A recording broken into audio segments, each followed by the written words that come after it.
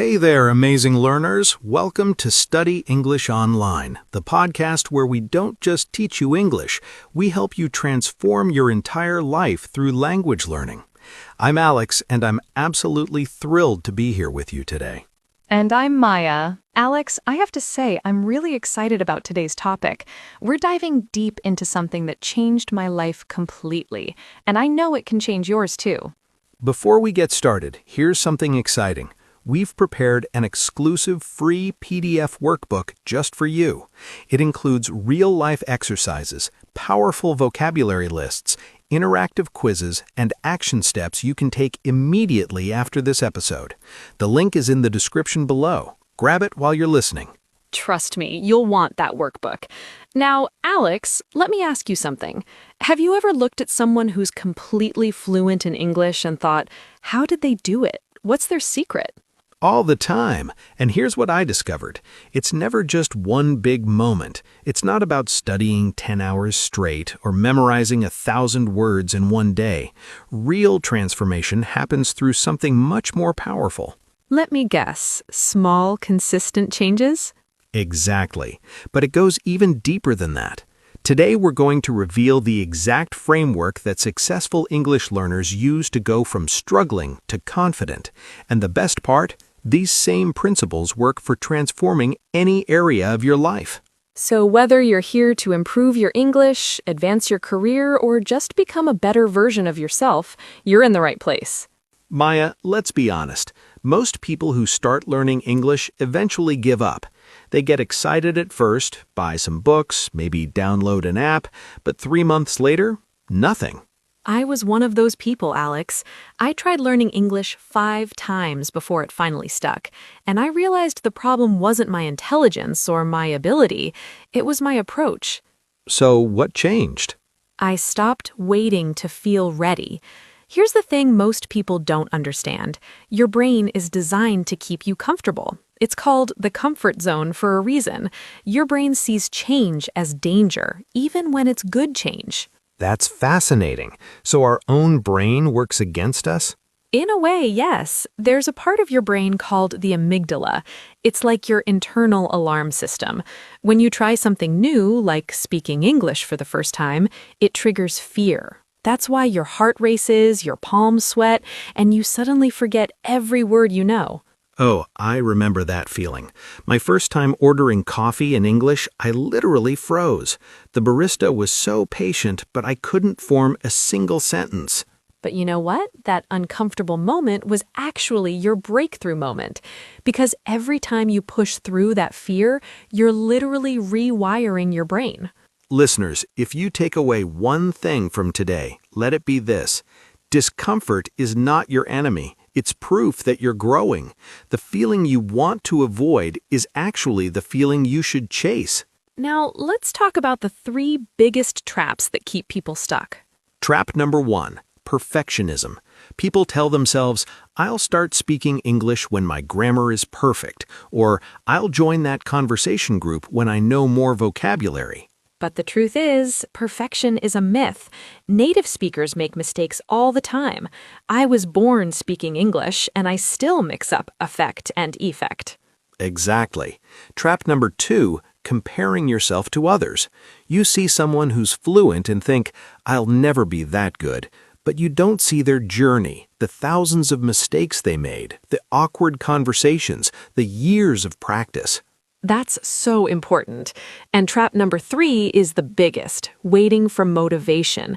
People say, I'll study when I feel motivated, but motivation is unreliable. Some days you'll have it, most days you won't. So what's the solution? Systems over motivation. Discipline over feelings. You don't need to feel like studying, you just need to show up. 5 minutes on a bad day beats 0 minutes waiting for inspiration. Maya, you mentioned something earlier that really stuck with me, the power of small, consistent actions. Can you break that down? Absolutely. There's a concept called the compound effect. Imagine you improve your English by just 1% each day. That doesn't sound like much, right? 1%? That's almost nothing. That's what most people think. But here's the math. If you improve 1% every single day for 1 year, you'll end up 37 times better than when you started. 37 times! That's incredible. So it's like compound interest, but for skills. Exactly. And here's a real example from my own life. I committed to reading just 1 page of an English book every night before bed. 1 page, that's maybe 2 minutes? That seems almost too easy. That's the point. It was so easy, I couldn't say no. But after 1 month, I had read 30 pages. After 6 months, 180 pages. After a year, I had finished 3 entire books. My vocabulary exploded, my reading speed doubled, and I didn't even feel like I was trying. That's the beauty of micro habits. So for our listeners, what's one micro habit they could start today? Here are 5 powerful micro-habits that take less than 5 minutes. 1. Change your phone language to English. You already look at your phone dozens of times a day. Make each glance a learning opportunity. 2. Learn 1 new word while brushing your teeth. Put sticky notes in your bathroom with English words and their meanings. 3. Describe your morning in English. While making breakfast, narrate what you're doing. I'm pouring coffee. The water is boiling. I'm spreading butter on toast. I love that. What else? 4. Listen to an English podcast during your commute. Even if you don't understand everything, your brain is absorbing pronunciation patterns. And 5. End your day with gratitude in English. Before bed, write 1 sentence about something good that happened. Today, I helped a colleague. Or, I learned 5 new words. These are so practical. The key is they're tiny enough that you can't fail. Exactly. And here's the secret. Once you build the habit of showing up, you naturally want to do more. You start with 1 page and suddenly you're reading a chapter. You practice for 5 minutes and end up studying for 20. It's like momentum builds on itself. Now, Alex, all the techniques in the world won't help if your mindset is working against you. Let's talk about self-talk. Oh, this is huge. The way you talk to yourself shapes your reality. If you constantly say, "I'm terrible at English," your brain believes it and stops trying. There's actual science behind this. Your brain has something called neuroplasticity. It can literally rewire itself based on your thoughts and experiences. So if I keep telling myself I'm getting better every day, my brain starts looking for evidence to prove that's true? Precisely. Let me share a powerful exercise. Every morning, before you even get out of bed, say 3 affirmations out loud. I am a confident English speaker. Every conversation makes me better. I embrace mistakes as learning opportunities. Even if you don't believe it at first? Especially if you don't believe it. Your subconscious mind can't tell the difference between reality and repetition. If you say it enough times, it becomes your truth. That reminds me of something called the reticular activating system. It's the part of your brain that filters information. Tell us more about that. Okay, so imagine you're thinking about buying a red car. Suddenly, you see red cars everywhere. They were always there, but now your brain is noticing them because you programmed it to. And the same thing happens with language learning. Exactly. When you study a new word like serendipity, you'll start hearing it in songs, seeing it in articles, noticing it in conversations. Your brain is now tuned to that frequency. So the more you tell yourself you're a good learner, the more your brain finds evidence that you are. And the more evidence you find, the stronger your belief becomes. It's a beautiful cycle, but here's the warning, it works both ways. Negative self-talk creates a negative reality just as powerfully. Alex, let's talk about something people often overlook. Your environment. You can have the best intentions, but if your environment doesn't support your goals, you'll struggle. This is so true. There's a saying, you are the average of the 5 people you spend the most time with. If everyone around you speaks only your native language and has no interest in English, staying motivated becomes incredibly hard. So how do we engineer an environment that supports English learning? First, immerse yourself digitally. Change everything to English. Your phone, your computer, your social media. Follow English speakers. Join English communities. Watch English content. I did this and it was a game changer. Within a month, I was thinking in English without trying. Second, create accountability. Find a study partner, join our Study English online community, or even post your progress on social media. When people are watching, you show up differently. Accountability is powerful. I once joined a 90-day English challenge where we had to post a voice recording every single day. Some days I didn't want to do it, but I couldn't let my accountability partner down. And what happened? By day 90, my speaking confidence had completely transformed. I wasn't perfect, but I was fearless, and that's what matters.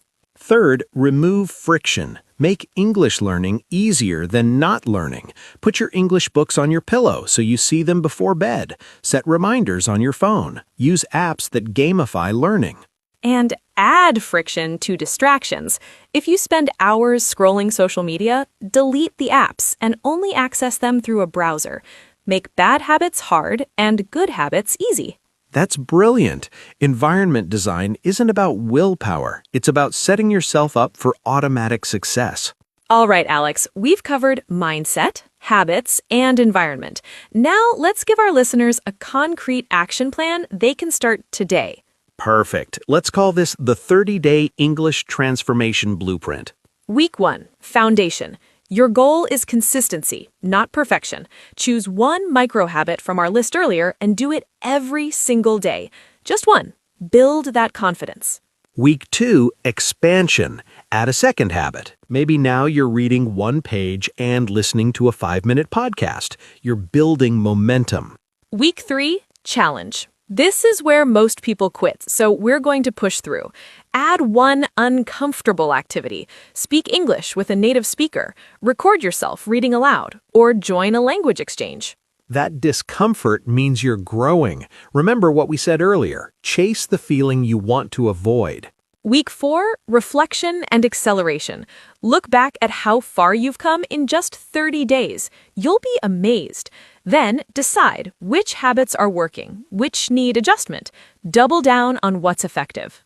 And here's the beautiful part. After 30 days, these habits won't feel like work anymore. They'll be part of who you are. That's identity transformation.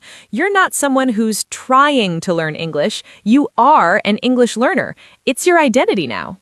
And once your identity shifts, everything becomes easier. You don't have to motivate yourself to be who you already are. Alex, before we wrap up, let's highlight some powerful vocabulary from today's episode. These aren't just words, they're tools for articulating your transformation. Great idea. Let's start with transformation. This means a complete and dramatic change in form or appearance. Example, after 6 months of daily practice, Maria experienced a complete transformation in her English-speaking ability. Next is compound effect, when small actions accumulate over time to create massive results.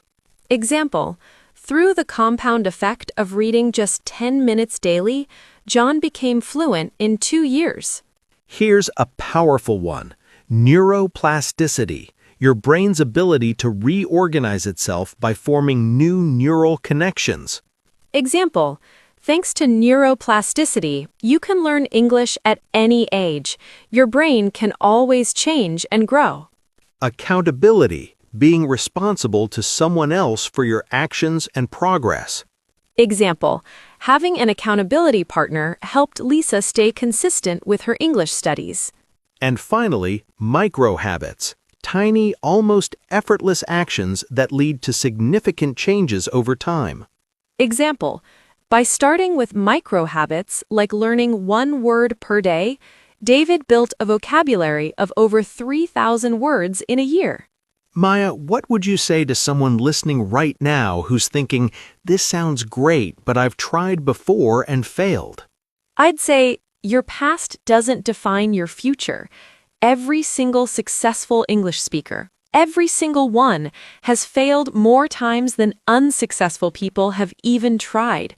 The difference isn't talent, it's persistence. And you don't need to transform overnight. You just need to be 1% better tomorrow than you are today. So here's your homework. Before this episode ends, commit to one micro habit. Write it down, tell someone about it, and do it today, not tomorrow, today. Remember to download our free PDF workbook in the description below. It has exercises, vocabulary lists, and a 30-day tracking sheet to monitor your progress. And join our Study English online community. Share your progress, ask questions, and connect with learners from around the world. You'll find the link in the description. If this episode helped you, please share it with someone who needs to hear this message. Leave us a comment telling us what your first micro habit will be. We read every single one. Thank you so much for spending this time with us. Remember, you're not just learning English, you're transforming your life, one word, one conversation, one day at a time. Until next time, keep learning, keep growing, and keep believing in yourself.